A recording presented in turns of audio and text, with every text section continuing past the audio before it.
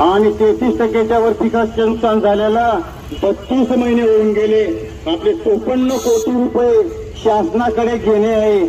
32 महिने होऊन गेले तरी शासनाने माझ्या अंबरनाथ तालुक्याच्या शेतकऱ्यांना 1 रुपया दिला नाही. वास्तविक तालुक्याचे मदत आणि पुनर्वसन मंत्री 1 वर्षापासून बनलेले आहेत. त्यांच्याकडे कमीत कमी जिल्हा अधिकारी कार्यालयाकडून 5 ते 6 वेळा प्रस्ताव पाठवला गेला आहे.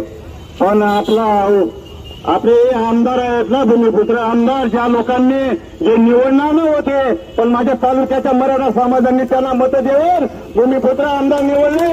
व त्या भूमिपुत्र आमदारने शेतकऱ्यांना दुर्लक्षित ठेवलं आहे. मित्रांनो, 33%च्या वर पिकाचं नुकसान झालंय. 2021 मध्ये मी नाही सांगत, कलेक्टरचा अहवाल आहे 86 आणि मंत्रालयाने गेला आहे.